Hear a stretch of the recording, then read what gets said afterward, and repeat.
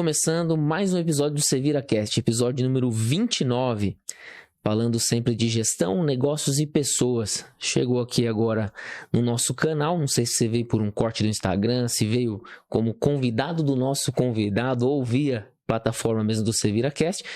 Já deixa um curtir, agradecemos a sua audiência aqui. E puder também, compartilha com os amigos, vamos crescer a nossa comunidade.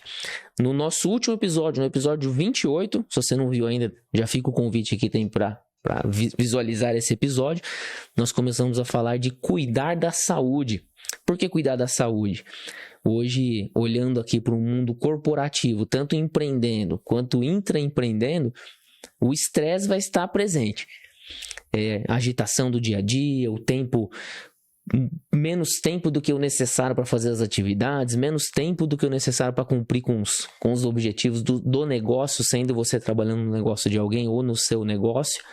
E isso traz sempre alguns reflexos na saúde. E dando continuidade no episódio, não é uma parte 2, mas já falamos de síndrome de burnout, já falamos de ansiedade, depressão, algumas coisas no pilar pessoas, que é a parte mais importante aqui do nosso programa e do dia a dia nosso. E hoje trouxe aqui um médico, conheci ao longo da minha jornada, especialista em algumas áreas, depois não vou dar spoiler ainda não, mas especialista, a gente vai entender a história dele, teve uma história bem conturbada, teve que ter bastante resiliência ao longo do caminho, teve que se desenvolver, teve que mudar a rota algumas vezes. Tenho certeza que você está intraempreendendo ou empreendendo, você vai se identificar um pouquinho com a história dele aqui. Seja muito bem-vindo, Dr. Luiz Pasquale. Muito obrigado pelo convite, é um prazer estar aqui no podcast junto com vocês. E eu acho que é interessante começar contando um pouquinho da minha história, né? Eu tive uma infância, uma adolescência, até a faculdade bem tranquila. Meu pai era presidente de banco, até o final da minha faculdade, tá? E o banco acabou sendo vendido, era um banco inglês, ele foi vendido para o HSBC na época, e o meu pai ficou meio sem ter o que fazer, né? Então ele resolveu investir numa empresa de tecnologia renovável que, por uma série de motivos, veio a falir. Nessa ocasião você já era formado ou estava se formando? Eu já era formado, me formei em 2010, mas a empresa começou a dar problema em 2011. Mas o seu pai estava nessa empresa quando você estava fazendo faculdade ainda? Ah, não, a empresa dele não, ele estava no banco ainda, quando você fazia faculdade? Não, ele já tinha saído. Aí ele começou a investir nessa empresa, porque ele tentou também uma empresa de consultoria. Depois que enquanto ele tinha essa empresa de consultoria, ele encontrou uma tecnologia que ele achava que estava pronta para mercado, e ele achava que, por ser presidente de banco, ele poderia tinha experiência, poderia gerir qualquer tipo de empresa. Só que a indústria é completamente diferente do mercado financeiro, né? Não, eu perguntei porque... Desculpa até te interrompido, né? Na verdade, não quero que você perca o fio da meada.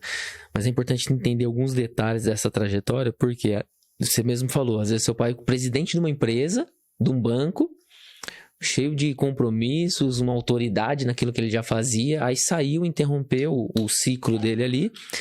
Aí ele quis montar uma empresa, muitas das vezes julgando que seria da mesma maneira que ele vinha trazendo no banco, a mesma facilidade, e muitas das vezes são cenários totalmente diferentes. Mesma coisa no empreendedorismo. Muitas das vezes todo mundo lá fala assim, que empreendedorismo é o melhor caminho, que você tem que empreender, tem que ter o seu negócio, mas eu acredito com certeza nisso, que é perfil. Tem gente que tem perfil para intraempreender, tem gente que tem perfil para empreender, e o certo é aquilo que combina com o seu perfil. Bacana. Exatamente. Aí seu pai saiu, montou um negócio? Montou um negócio por uma série de motivos, né? Como eu mencionei, ele acabou, a empresa foi à falência. Mas até chegar à falência, você tem que passar por um período de muita turbulência. E quando a coisa tá boa, todo mundo quer entrar. Mas a hora que a coisa começa a ficar um pouquinho mais conturbada, todo mundo pula fora. E no final, o meu pai ficou sozinho, né? Os sócios pularam fora, todo mundo pulou fora. Isso em 2010 você comentou, né? Por volta de 2011, 2012 que começou a dar problema. Né? E para ajudar o meu pai, eu ficava dividindo... Eu deixei de fazer residência médica na época para ajudá-lo. Então, eu trabalhava uma parte do meu tempo, eu dava plantão em porta de pronto-socorro, em todo lugar que aparecia. Todo lugar que você pode imaginar, eu já dei plantão. Já no interior, já dei plantão. Sempre na clínica médica. Sempre. Na periferia, já dei plantão. De um ano pra cá, só que eu tô no particular, mas sempre foi no SUS e eu gosto muito de trabalhar no SUS. Legal.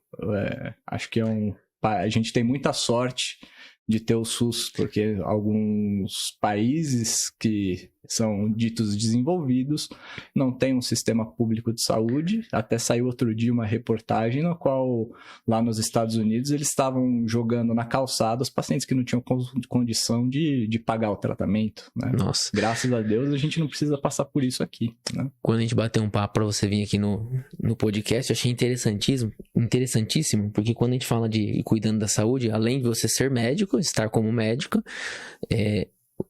a rotina do médico dentro, igual você falou, dentro de um SUS, dentro de um plantão, o estresse, eu acredito que é lá em cima, é no pico. Pelo menos eu assisti uma série, como é o nome daquela série? O Grey's Anatomy? Não. Uma que tava passando até O IAR lá?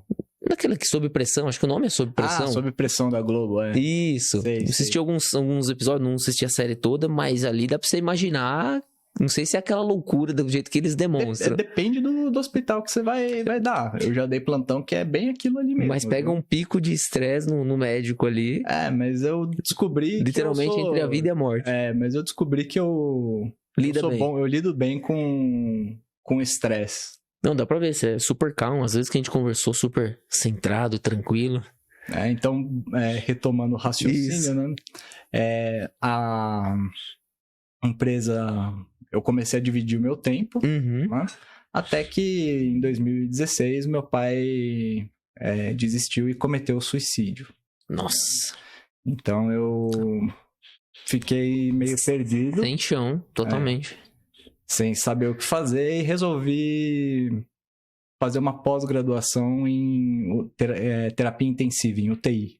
Né?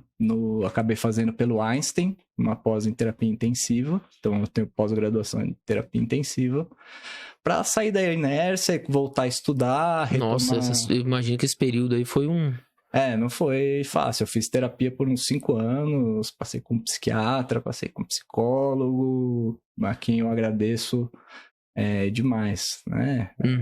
Acho que vale até mencionar o nome, né? A Luana Nodari e a Maria Fernanda, psiquiatra, que me ajudaram demais nesse período.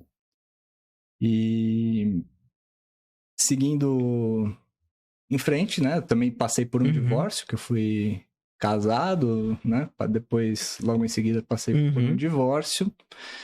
E imagina pra dar a volta por cima de tudo isso, imagina. E fiquei num limbo aí durante pelo menos uns 5 anos. Né? Depois que eu me divorciei, aí eu falei, bom, vou retomar a minha carreira como médico e vou fazer residência. Né? Fiz residência em clínica médica pela Secretaria do Estado de São Paulo, Secretaria de Saúde do Estado de São Paulo. Em 2020, peguei bem o começo da pandemia. Tanto é que o primeiro caso do conjunto hospitalar do Mandaki, eu estava lá para ver. O primeiro caso que chegou de Covid lá, eu presenciei. Né? Não fui eu que atendi diretamente, mas eu estava junto. Mas eu atendi muito Covid durante esses 2 anos aí, né? 2020, 2021, atendi muito Covid. E a convite de um preceptor meu da residência, eu acabei sendo convidado para ser coordenador de uma unidade de medicina preventiva de um grande plano de saúde aqui no ABC. Legal. Hoje você tem o seu consultório também. Tenho meu consultório também. Intraempreende e empreende. Eu gosto de usar esses 2 nomes aqui para sempre defender as 2 classes. Quem trabalha em empresa e quem que acredita no seu negócio. Você não pode colocar os ovos tudo na mesma cesta. Na mesma cesta, né? Meu pai já falava isso. E agora eu tô começando a investir mais pesado no meu consultório, tô começando a ter um retorno, então... mas é algo completamente novo, porque para quem Tá sempre... aprendendo também o mercado. Para quem sempre viveu 10 anos dando plantão, é um esquema de trabalho completamente diferente de você ou coordenar ou abrir o seu próprio negócio, que também você vai acabar coordenando. Então, assumir a coordenação por um período te ajudou no seu negócio. Ajudou, na empresa, para montar o consultório. Ajudou. Para entender um pouco da papelada, da documentação. Porque a gente, quando tá na empresa, você olha o seu gestor, você acha que o seu gestor só tá ali para cuidar da sua vida. Mas ele tem uma parte muito burocrática por trás, tem uma documentação, tem coisas que às vezes você sem fazer parte da gestão, você nem imagina o quanto de papel que tem por trás, quanto de burocracias que tem por trás. E é bom que você vivenciou isso para te ajudar no consultório agora também. Todo tipo de experiência é válida. E para mim foi uma mudança radical, né? Porque eu já tô me aproximando dos 40 e dar plantão à noite, de final de semana, já não é mais a mesma coisa como era quando eu tinha 26 e comecei a dar plantão lá atrás. O ritmo bem diferente. Você dá plantão à noite, estraga a minha semana inteira. Estraga a minha semana. Eu imagino que você tem uma rotatividade muito grande de paciente hoje durante a semana. Você tá o período integral trabalhando hoje na medicina. Sim, eu faço... Um período no seu escritório, no seu juntando os dois dá quase 60 horas na semana. Ah, legal. Dá um pouquinho menos, mas acho que dá umas 55. A gente batendo um papo até antes de... Tomando café aqui antes de chegar no podcast. Hoje a sua especialidade é a questão de obesidade, emagrecimento. Hoje é onde na verdade, você atua. Como eu fiz residência em clínica médica, eu sou especialista em clínica médica. Ah, tá. Entendi. Por gostar Na onde você trabalha, então, que tem essa especialidade mais... Isso, eu acabo atendendo principalmente pacientes com diabetes e obesidade mórbida, num programa de cirurgia bariátrica. Entendi. Emagrecimento, obesidade mórbida e cirurgia bariátrica.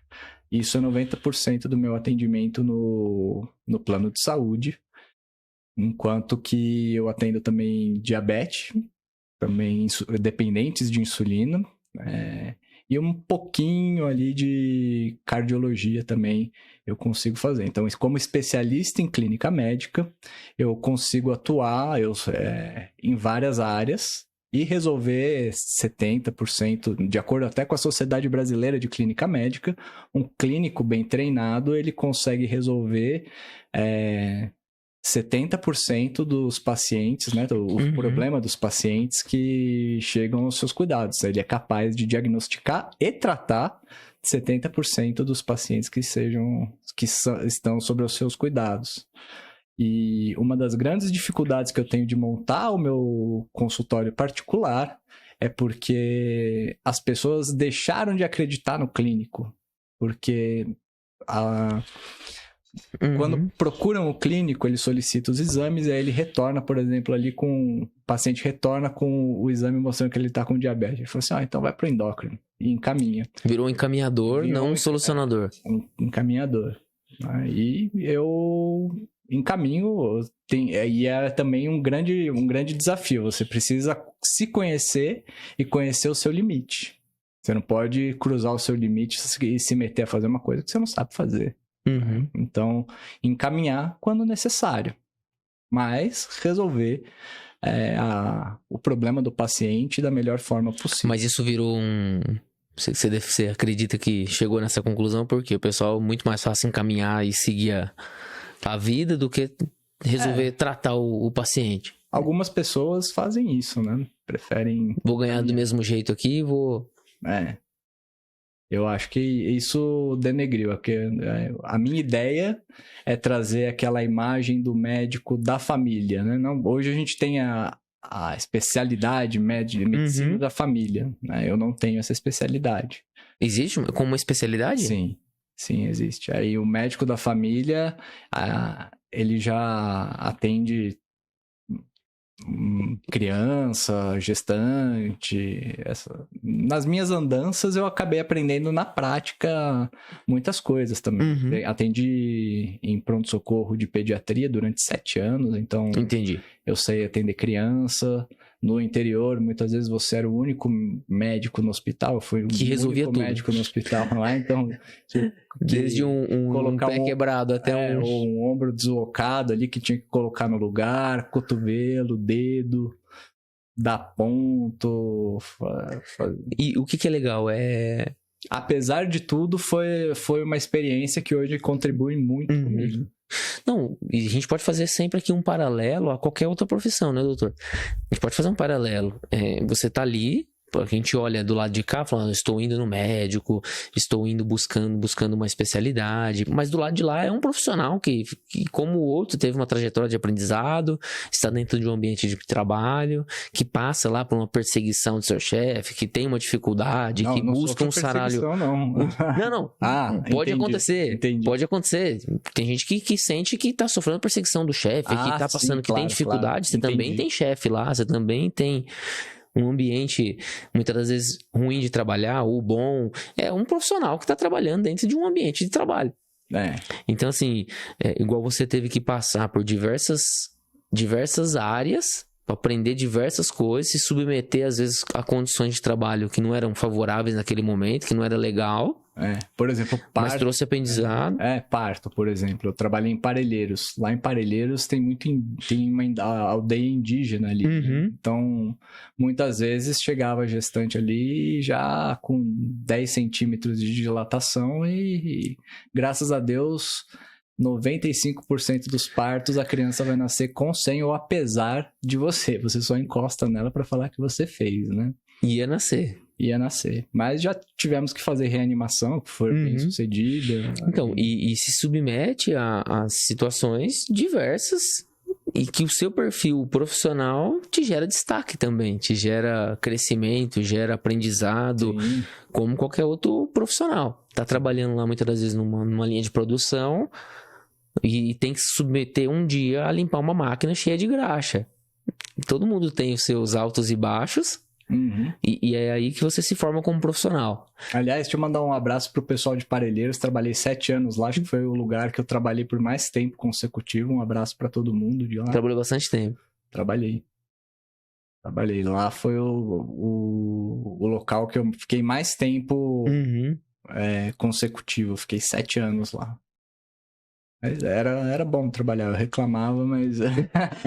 De novo, mais um ambiente de trabalho. Você tá trabalhando, reclama, depois que você percebe que não era tão ruim assim, né? Mais ou menos assim, bem nessa linha mesmo. Legal. Agora, comentando que... É clínica ou hospital que você trabalha hoje atualmente? Sem ser o seu consultório? Agora eu só tô em clínica. Clínica. Falando dessa questão, né, de obesidade, de emagrecimento, você acredita que tem para chegar nessa condição de obesidade, tem uma questão psicológica que o trabalho pode levar a essa situação, que o estresse do trabalho tem uma correlação? Com certeza. Pergunta de leigo, tá? Se eu perguntar errado, pode me corrigir. Eu não sei a porcentagem, mas... Alta. É muito alta. É difícil você perguntar, mas eu acredito que isso deva ser algo generalizado, não só nos pacientes obesos, mas lá todos, ansiedade. Muitas vezes eu tive um caso de um paciente, até interessante comentar sobre esse caso, que eu entrei com um comprimido para ansiedade, né? Ele pesava 145 quilos, ele perdeu, em 4 meses ele perdeu 30 quilos, só com controle da ansiedade. A ansiedade que pode ser oriunda de uma situação do dia a dia dele. Pode ser, inclusive, na empresa, né? Eu tenho pacientes, muitas vezes, que falam assim, eu tô só esperando fazer a cirurgia bariátrica para pedir demissão. Porque preciso do convênio. Tá no extremo. Para pedir demissão. E não foi uma vez, nem duas. Relativamente... Já é um alerta pro pessoal aqui. Frequente, E como que é só pra gente trazer uma orientação aqui também, começa a perceber na balança mesmo ou com algum outro sintoma? Tipo, vocês têm relação a hipertensão? Ou como que você começa a detectar que você tá a caminho disso? Da obesidade? Da obesidade mesmo. Ah, tá. Bom, a gente classifica a obesidade de acordo com o índice de massa corpórea. Ele não é o melhor, né? Uma vez que... IMC? É, o IMC, né? Não é o melhor, mas ele é muito útil para quando você lida com populações muito grandes, né? Por exemplo, uma pessoa muito forte, ela vai ter um IMC alto, porque você divide o peso pela altura ao quadrado, ou seja, o peso dividido pela altura 2 vezes, então. E de acordo com o resultado, você vai classificar a pessoa dentro da doença. Então, uma pessoa muito forte, que pesa bastante, mas é músculo. Não é gordura. Não quer dizer que é obesidade. Então ela vai ter um IMC alto, mas ela não é obesa. Entendeu? Mas a classificação a gente tem de sobrepeso, que vai ser entre 25 e 29,9. Obesidade grau 1, que vai ser de 30 a 34,9. E obesidade grau 2, que é de 35 a 39,9. E acima de 40, obesidade grau 3. E super obesidade, que a gente fala quando tem um IMC acima de 50. Quem são os pacientes que são elegíveis para a cirurgia bariátrica? São os que têm obesidade grau 2 associada a algum tipo de comorbidade, né, ou doença, né? Problema na coluna, problemas diabetes, articulares, diabetes, hipertensão, vários, né? Gordura no fígado, apneia do sono. E todos os pacientes com IMC acima de 40 têm indicação. Mas antes eles precisam fazer um tratamento clínico para poder... Primeiro,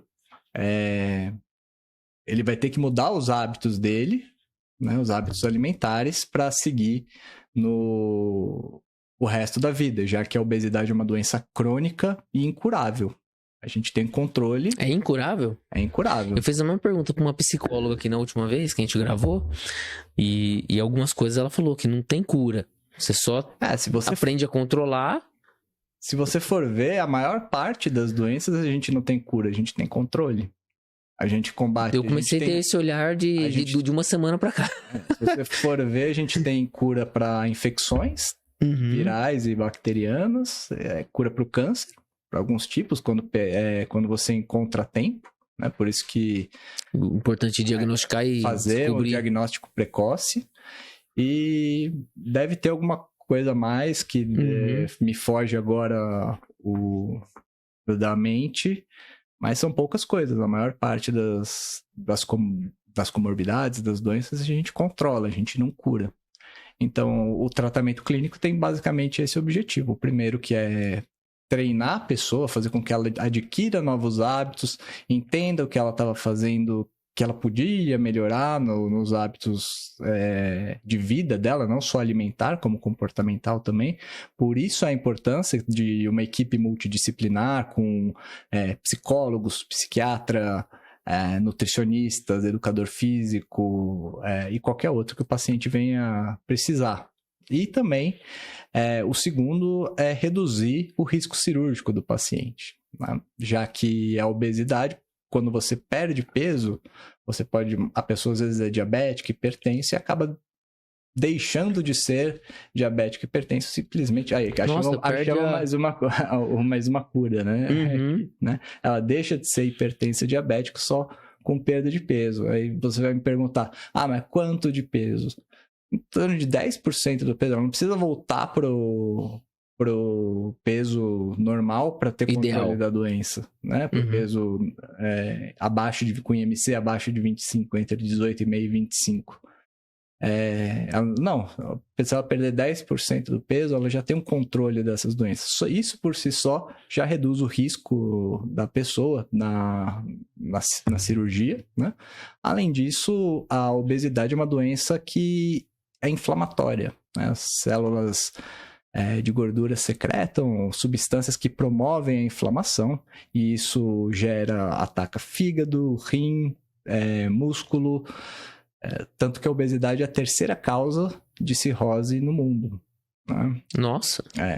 Pode levar a cirrose, tá? E vai chegar como segunda e com vacinação e os novos tratamentos para hepatites virais, é capaz, se não houver uma conscientização, e eu vou até além, se não houver uma medida governamental para controle de sobrepeso e obesidade, vai chegar em primeiro. Né? Já que 50% das pessoas no Brasil estão acima do peso, e em torno de 20 ou 25, eu não me recordo o número com precisão, precisão, já são consideradas obesas, classificando pelo IMC. Se a gente for fazer um paralelo aqui, só de mudar o estilo de trabalho, acredito que advento a pandemia, todos os trabalhos que normalmente eram presenciais passaram a ser locais, dentro da sua própria residência. Sim. Agora, residencial, um home office, e ali você tá mais perto da geladeira, tá disponível para você o tempo todo, entre uma reunião e outra. Você tá, normalmente, se o seu trabalho te permite trabalhar de home office, porque você trabalha alguma coisa atrelada a escritório, alguma coisa atrelada a um computador. Uhum. Ninguém vai levar uma máquina para casa para trabalhar, imagino que não. E o dia inteiro sentado, se você não tiver um controle, uma disciplina, acrescentar um exercício físico na sua rotina, você é mais um candidato à obesidade. Obviamente que a genética tem um papel importante, mas uma obesidade puramente genética, sem ter um hábito alimentar ruim, o sedentarismo, não é tão comum assim. Você precisa... A maioria vem por um estímulo. Obviamente que você pode ter, por exemplo, uma doença endocrinológica, como um hipotireoidismo, que pode levar a obesidade, mas uma vez que você trata e você permanece obeso, é porque tem alguma coisa que está errada com você, né? No seu estilo de vida. Um sedentarismo, um mau hábito alimentar, geralmente uma combinação dos dois, né? Esse é a principal causa mesmo. Acredito que nossa principal mensagem aqui, doutor, se preocupa realmente em aprender a fazer gestão do seu negócio, cuidar do seu negócio, montar uma empresa, mas essa máquina aqui tem que estar trabalhando muito bem. Tem. Não adianta nada você implementar, sem ter saúde, você né? trouxe um caso familiar, seu pai teve toda uma trajetória profissional, desafios ao extremo, e o corpo teve que aguentar pressões até o momento que não suportou pressão. Eu imagino, porque meu pai já estava com quase 70 anos na época, né? Na verdade, estava com 65, né? Quase 70. Estava com 65 anos. Não é a mesma coisa uma pessoa com 35, 40 passar por tudo que ele passou naquela época. Eu imagino. E assim, em algum momento você comentou, né? Que, não sei se foi antes ou depois que a gente bateu um papo aqui antes, tomou um café junto. Eu já me perdi se a gente conversou fora a gravação ou dentro da gravação. Mas a questão de... Até a pessoa foi fazer uma bariátrica. Antes de você chegar nessa situação, primeiro ela tem uma reeducação, tem um tratamento, tem uma mudança de hábito, porque... É fundamental. Senão, o que te leva a uma situação, um quadro clínico extremo? Não foi da noite pro dia. Não é dormir de um jeito e acordei obeso no outro dia. É um hábito que vem sendo implementado há anos. E se escutando a gente aqui, esse é o segundo episódio que a gente avança um pouquinho mais na área de saúde, assim mesmo, trouxemos especialista na área. Se gerar um estímulo aqui, para você pelo menos gerar uma atenção e começar a observar algumas coisas dentro da rotina e conseguir interromper um hábito, a gente está prevenindo chegar nesse quadro clínico extremo. Eu trabalho bastante isso com os meus pacientes, né? Quando eles chegam na primeira consulta, eu... Entende a vida. Eu entendo qual é o problema dele e explico quais estratégias comportamentais que ele pode adotar, se ele, né, é uma escolha dele adotar ou não, né, mas que se ele adotar vai ajudar para conseguir corrigir. Uma coisa que eu falo para eles fazerem é um diário alimentar. Anota tudo com o máximo de detalhes possíveis para você ver quais pontos você tem a melhorar. E você só vai melhorar o que você conhece. Se você não conhece, como é que você vai melhorar?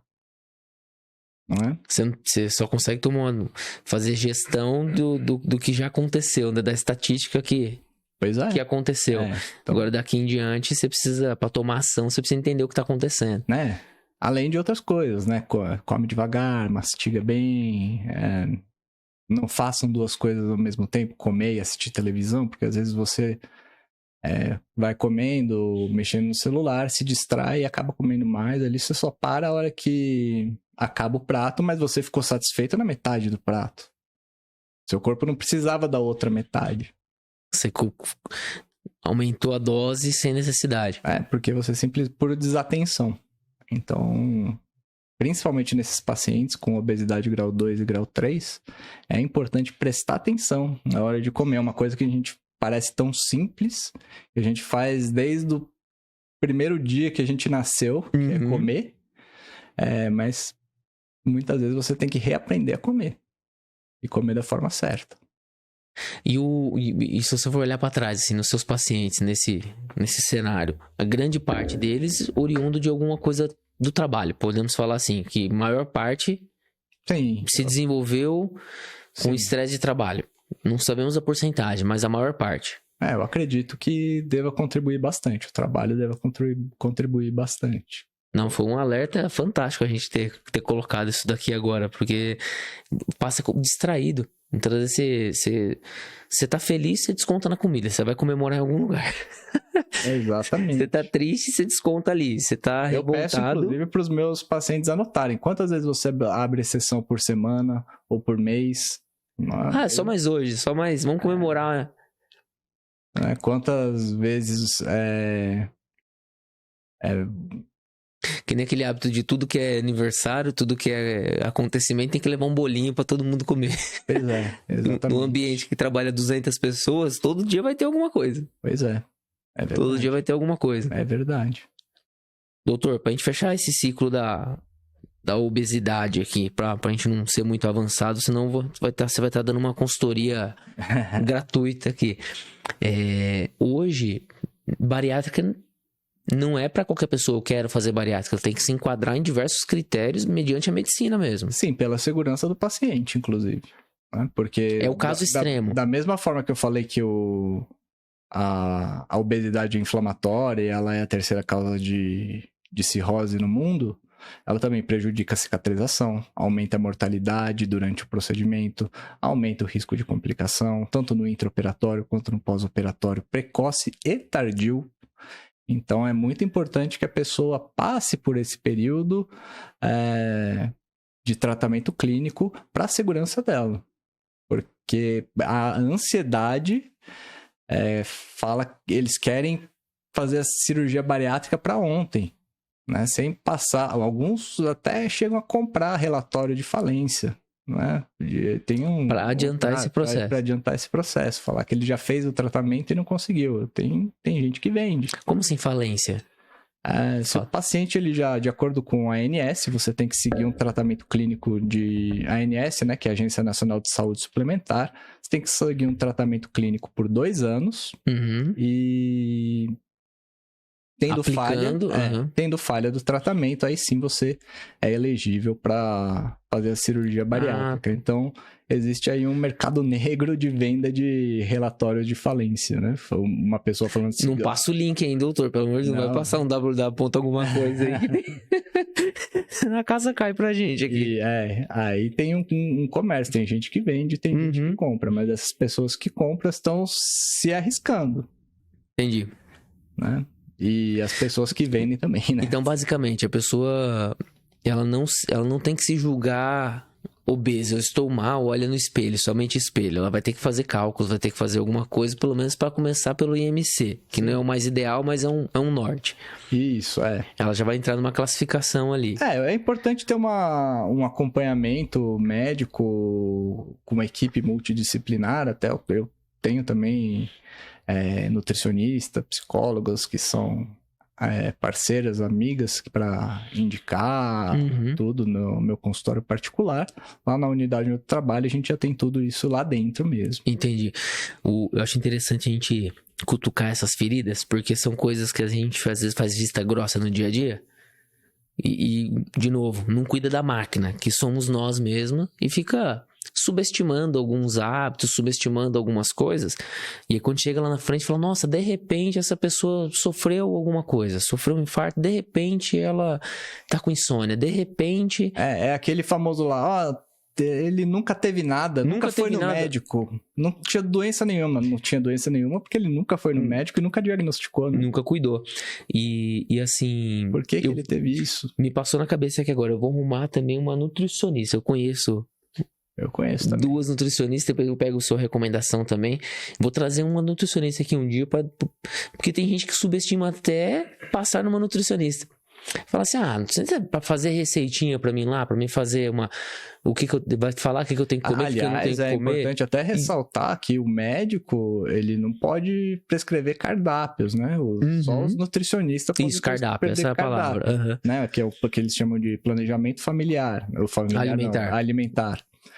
Mas o médico pode sim dar orientações alimentares, mas fazer o planejamento, isso daí é exclusividade do nutricionista. Isso, e às vezes o pessoal vai lá, só dá a devida atenção para alimentação quando já tem algum problema, como solução de algum problema, um fator solucionador. Na maioria das vezes ele é preventivo. Então, peraí, o que eu posso começar a fazer? Um plano alimentar ideal, passa com uma nutricionista. Sim. Estresse no serviço? Peraí, onde eu estou descontando esse estresse?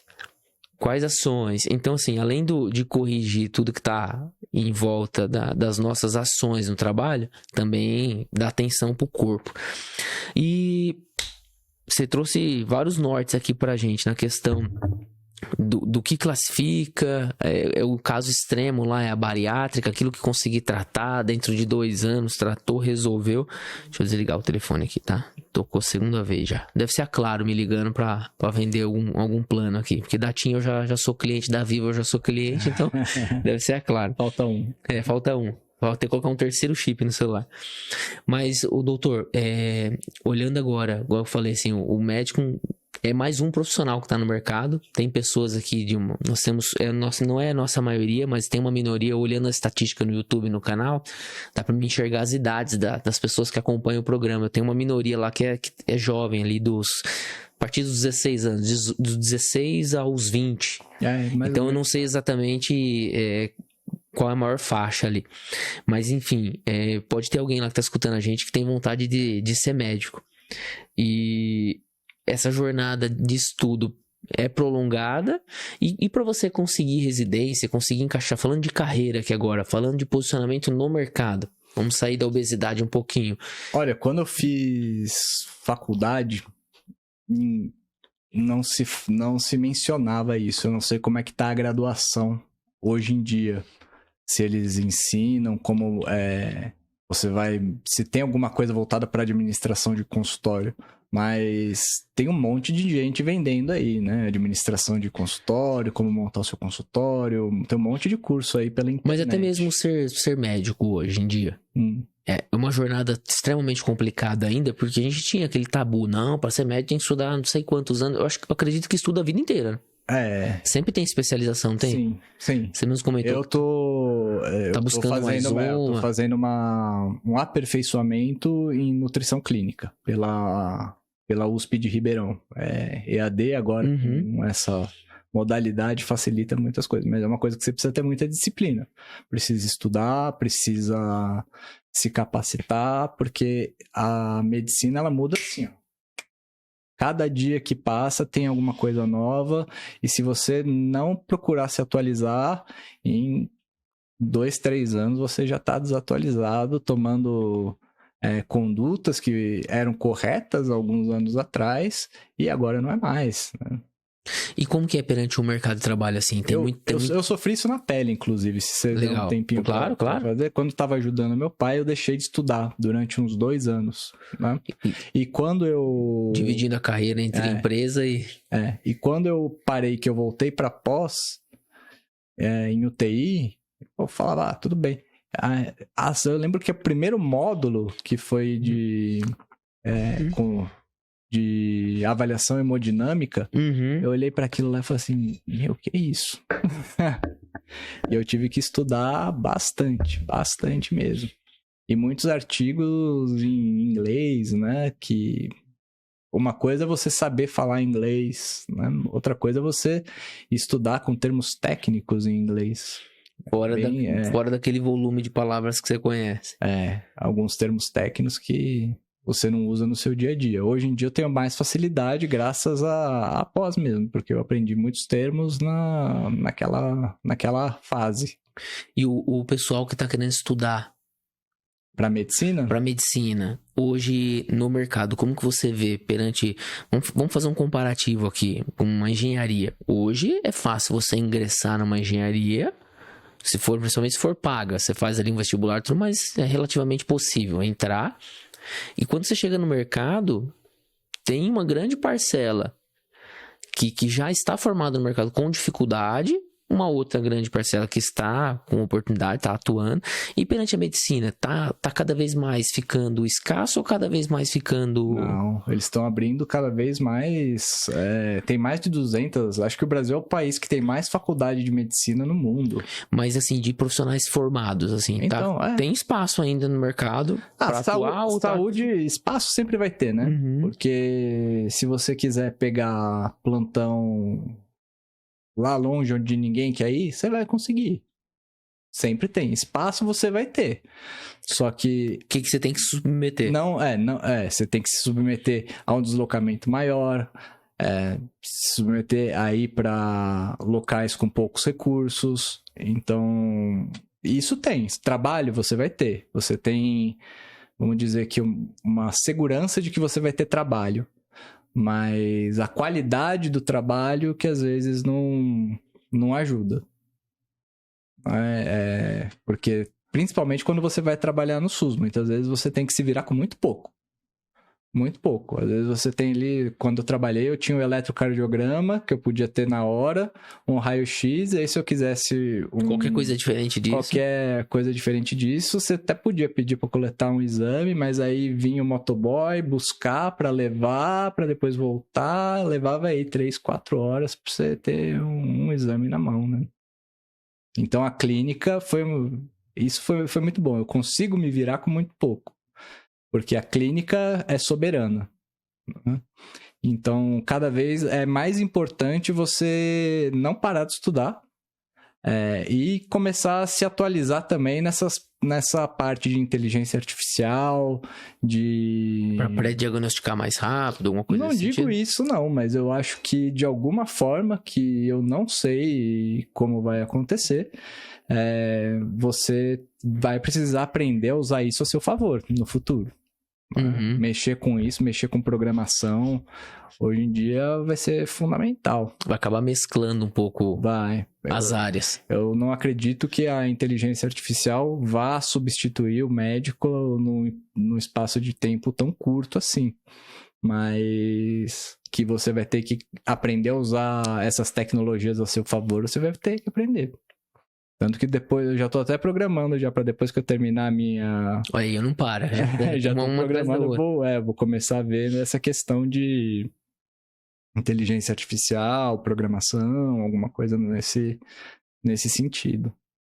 Bacana. Porque isso vai fazer parte, eu acredito que de todas as carreiras. Você lida com isso mais tempo do que eu, né? Então, eu acredito que você deva saber. Né? Hoje em dia, por exemplo, um podcast. Antigamente, podcast, o que é podcast? Né? Tipo, um rádio. Para você chegar lá, você tinha que ter um QI muito grande, associado a muitas pessoas. Não tinha WhatsApp ainda quando me formei. Não tinha... Hoje em dia você pega... também. Quando eu me formei também não... Quando eu dei plantão a primeira vez, eu ia com 5 livros na mochila.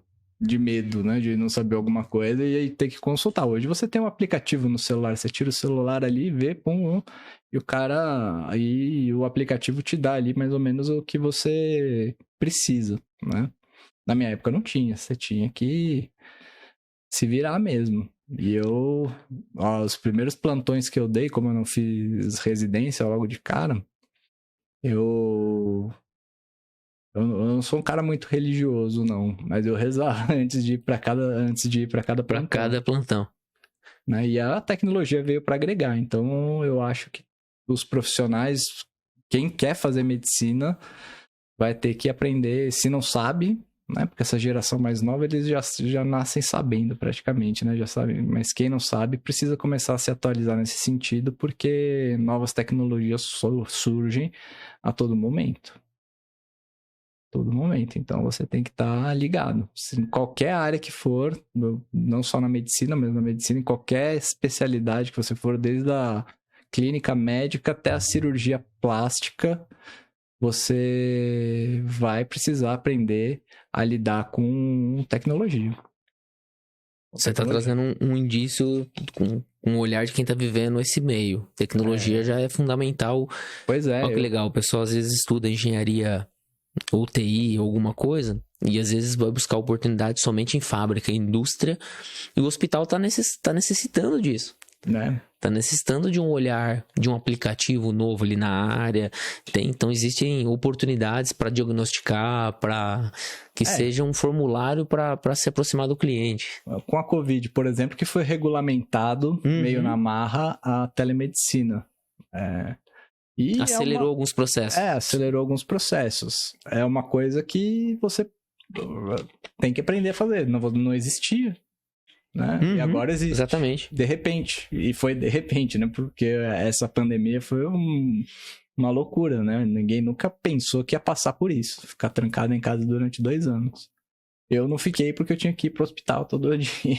E como que tava no... Eu gosto de fazer essas perguntas assim, imaginando o que o pessoal tá pensando ali, né?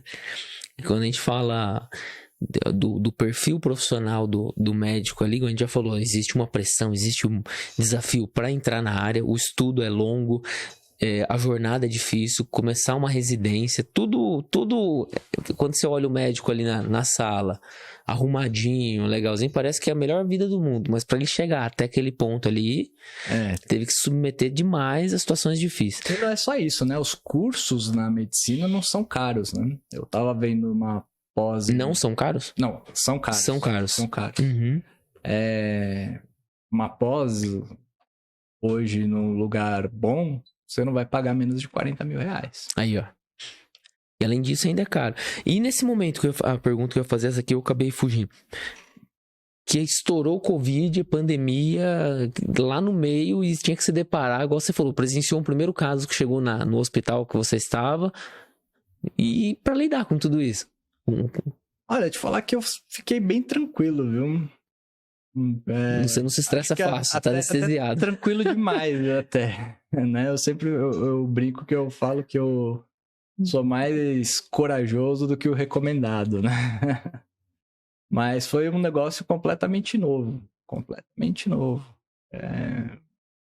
Ter que se paramentar inteiro antes de entrar dentro da sala, fazer as visitas. Um negócio... Nesse período ainda o pessoal, como via muita coisa na TV falando toda hora, e a preocupação, a higienização, tudo, tinha gente que ficou muita gente. Meio bitolado. Chegava em casa, inclusive, lá na escada do prédio, já tava tirando a roupa já pra... mas em casa até hoje. Eu imagino. Alguns hábitos que a gente não perde. Eu, por exemplo, sapato fica do lado de fora, os que eu vou trabalhar. Aí eu entro em casa, vou pro banheiro, tiro a roupa, não fico sentando. E a sua exposição extrema, isso que eu fico imaginando. Imagina, você trabalhou o dia inteiro, milhões de casos ali. Aí você chega na hora de ir embora, senta no seu carro, você e aí? Tô com vírus, não tô? Tô levando pra minha casa, não tô? Agora álcool em casa sempre tem, assim, era uma coisa que não tinha, né? Não tinha. Às vezes você... chegava em casa, abraçava sua mulher, beijava sua mulher, sem... hoje é tudo... Não, tomar um banho primeiro, depois eu falo. E no meio do caminho, quando você via aqueles casos chegando, a casa caindo, o mundo inteiro... Na verdade, 2020 foi a primeira onda, que todo mundo levou mais a sério as medidas preventivas, então não foi tão ruim. Mas agora, 2021... Foi tenso. Quando o pessoal achou que estava mais tranquilo, você quer dizer? Com que sentido? A segunda onda. Segunda onda foi catastrófico. Catastrófico. Principalmente em obesos. Os obesos eram os pacientes que mais costumavam complicar. Não resistia. Eu li em um artigo, alguma coisa assim, que talvez o vírus ele ficasse dentro das células de gordura, né? Eu não lembro se eu li um artigo ou se eu li algum especialista comentando... Afirmando uma hipótese. Então eu não sei te confirmar, mas surgiu essa hipótese em algum momento, né? Entendi. Porque eu trabalhei Eu, como a maior parte dos médicos durante a pandemia, trabalhou numa UTI de Covid, né? Que você tinha UTI Covid e UTI geral, né? Que atendia tudo. E tinha uma época que você tinha lá 30 leitos com 30 obesos e os 30 entubados. Ou se não estava entubado, estava para entubar. Não tinha mais recurso, não tinha... E foi tenso, foi muito triste. Foi uma situação muito triste. E continuou calmo, assim? Sempre. Eu não consigo imaginar. Porque imagina assim, você olha a casa caindo, você fala, não é possível, ou eu desisto ou me dá mais garra pra continuar, pra fazer a diferença. Quando você tá numa situação de estresse, e você tá coordenando uma equipe, né? Por exemplo, você tem uma parada cardiorrespiratória, você é o médico, responsável ali. Em geral, quem conduz é o médico. Né? Se você se desesperar, você imagina a equipe. Sim. Se você começar a gritar... Eu tinha um professor que falava assim, quem grita no meio da emergência não sabe o que tá fazendo. Então você tem que... Perdeu a linha. Não é que você fala assim, você tem medo, você não tem medo. Fala assim, não, tenho. Só que eu consigo, na hora do estresse, eu consigo segurar, pensar... e fazer a coisa de forma estruturada, pensada da maneira que eu fui treinado para fazer. Né? Quando você fala que foi treinado, foi principalmente o estudo ou teve alguma coisa mais intensiva nesse sentido? Tem vários cursos, né? Por exemplo, a Sociedade Americana de Cardiologia tem um curso que ele é difundido no mundo inteiro e ele é o padrão ouro para conduzir uma parada cardíaca, né? Que chama ACLS, né? Nunca nem ouvi falar. Advanced Cardiologic Life Support, né? Então, é o suporte de vida cardiológico avançado, né? E você acaba... E é um treinamento intensivo de 2 finais de semana, é um final de semana inteiro, aliás, 2 dias do final de semana, no qual você treina em boneco de forma incessante. E eu fiz esse curso a primeira vez quando eu estava no último ano da faculdade. E a hora que eu terminei o curso, a sensação que foi, eu falei assim, putz, ainda bem que eu fiz. Porque imagina aí para atender alguém sem fazer antes, eu não sei se eu estaria preparado. Porque lá você sai cura. Porque numa emergência, a resposta tem que ser que a gente fala que é medular, né? Então, o que isso quer dizer que é medular? Né? Por exemplo, tem que ser instantâneo. Você não precisa... Você não pode pensar, você tem que reagir. Tem que ser automático. Você tem que igual alguma coisa vai cair, você segura aqui. Você tem que reagir, tem que estar dentro da sua cabeça o que é pra fazer. No subconsciente. Isso, e você tem que também estar na sua cabeça quando as coisas não estão indo da forma que você imaginava. Você tem que saber até em que pensar. Então, eu fiz muitos cursos, né? Não, é interessante, eu pergunto, porque, assim, realmente, às vezes a gente reclama do nosso dia a dia aqui, do nosso trabalho, da pressão, mas viver a vida ali numa situação dessa, igual a pandemia, a gente tinha preocupação, tinha tudo, mas sentado no conforto do nosso sofá, assistindo o que estava acontecendo na TV. Preocupado? Preocupado. Mas com pouca exposição. Até mesmo quem precisou de trabalho no momento de pandemia, eu fiquei somente 2 semanas de home office, na primeira onda, no primeiro pico. No restante eu segui a vida trabalhando normalmente. E a exposição ainda era mínima. Você só tinha uma exposição quando você descobria alguma pessoa próxima a você que foi infectado. Fora isso, totalmente distante da... eu peguei 3 vezes, né? Da zona de risco. Eu não sinto cheiro até hoje. Ah, é? Cheiro e gosto muito pouco, e cheiro eu não sinto até hoje. E eu sinto um cansacinho a mais que eu não tinha, sabe? Se eu peguei, foi não detectei. Até hoje, em nenhum momento eu falei assim, estou com Covid, fiz testei algumas vezes quando ia visitar a empresa, precisava testar para visitar, para liberar para entrar, nunca deu positivo. E também nunca detectou que eu tive. Então, se eu tive, eu tô inocente até agora. Mas, assim, o risco mínimo. Imagina a pressão psicológica que quem tá ali no meio, o controle que tem que ter. Então, a gente não pode reclamar da nossa jornada de trabalho, não. Por isso que eu tô te fazendo algumas perguntas bem específicas, assim, para tentar decifrar qual é o sentimento aí dentro. Porque a gente, às vezes, reclama de barriga cheia. Do nosso dia a dia. Mas não foi... Mas é importante falar que não foi só o médico, né? Que passou por isso, não. Né? Tem enfermagem, fisioterapeuta... Tudo que é área, todo mundo tá envolvido. A área da saúde ali se expôs. Então, quando a gente fala de ansiedade, depressão, qualquer outra coisa... Eu imaginava que primeiro ia acontecer com os médicos, porque o restante tem estresse, tem tudo, mas uma pegada diferente. Aproveitando que já entrou aqui essa tela de anuncia aqui, a gente fala dos nossos parceiros, nossas empresas amigas aqui, que estão com a gente nessa jornada. Então, é um patrocinador que mantém esse programa de pé, mantém esse programa rodando, e a gente, a cada semana, trazendo convidados aqui para disseminar conhecimento, disseminar informações relevantes. Se você é uma empresa que gostaria de estar aqui também, manda uma mensagem para a gente no @SeviraCast, já aproveita e divulga nossas redes, SeviraCast em todas as redes, TikTok, Instagram, aqui no YouTube, e qualquer direct a gente consegue responder e trazer mais informações. Aqui a gente tem empresa... mas o meu segmento faz sentido ou não? Hoje, nós falamos aqui de gestão, negócios e pessoas. Qualquer empresa que faça sentido com gestão é uma empresa, apoia o empreendedorismo ou apoia o intraempreendedorismo dos seus funcionários. Vai fazer sentido. Hoje nós temos empresa aqui de motores elétricos, nós temos empresas que trabalham no segmento de cegonhas. Hoje é um mercado bem nichado, é um mercado bem fechado, bem interessante. Hoje nós temos uma empresa aqui também de troca de óleo, a garagem fica aqui no ABC. Todas as empresas aqui ficam no ABC. Tem a Mount, que é uma empresa de tecnologia, essa trabalha, não tem um ponto físico não, específico aqui no ABC, ela trabalha com TI, pode atender em qualquer lugar que você estiver nos escutando. Hoje nós temos a Docap, uma empresa de inteligência em documentos, principalmente para a área civil. Então hoje tem uma gama bem interessante, vai entrar mais algumas aqui nas próximas semanas e a oportunidade fica aberta para vocês também. Doutor, lembra da sua rede social no Instagram? @Dr. Luiz Pasquale. Deixou no seu cartãozinho aqui, né? @Dr. Luiz com S Pasquale. Eu vou subir uma targetinha aqui com esse nome, porque o Pasquale é específico aqui, né? Com CH. Pasquale, né? Pasquale. Legal.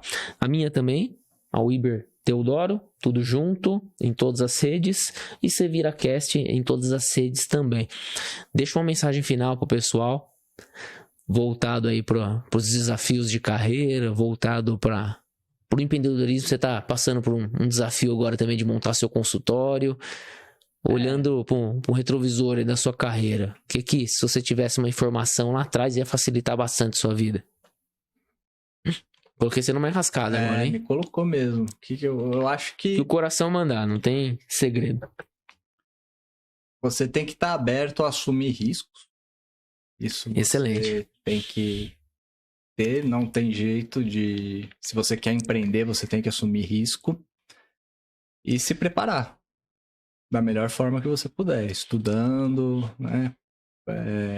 Exercendo a sua profissão, sempre com o máximo de excelência, mesmo que você não tenha os recursos, então fazer o melhor com o que você tem.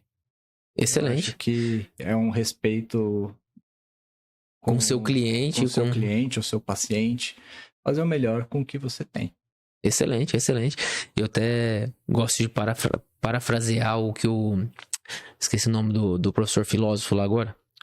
Ele fala alguma coisa nesse tipo, mas ele fala dentro de uma frase, essa frase, mas é real. Às vezes a gente tem... fugiu o nome dele. Não tem tanto recurso no momento, mas você tem algum recurso mínimo que você tenha, faça, execute, é o melhor que você pode. E aquilo que eu digo, independente de onde você quer chegar, você vira. Tem alguma coisa que você pode fazer o mínimo necessário que vai te levar até onde você deseja alcançar. Doutor, muito obrigado pelo seu tempo. Sei que não é fácil. A gente ficou umas 2-3 semanas aí pra ajeitar o horário, que você tinha que abrir a agenda, né? Desmarcar alguns pacientes, algumas coisas que estavam programadas, mas deu muito certo aqui. Eu fiz o máximo de perguntas que eu consegui. Se faltou alguma pergunta aqui, o pessoal vai lá no seu Instagram, vai mandar aqui no comentário. Por favor, eu respondo todos os directs. Respondo todos os directs pra isso aí. Todo mundo que manda. Direct, comentário, eu respondo pra todos. Se deu um estalo aí agora, uma preocupação com algumas coisas nesse sentido, voltado pra sua saúde, faça. Essa maquininha aqui tem que rodar muito bem para que as demais coisas rodem também. Sim. Doutor, tamo junto. Muito obrigado. Aqui pra gente encerrar. Brigadão. Obrigado.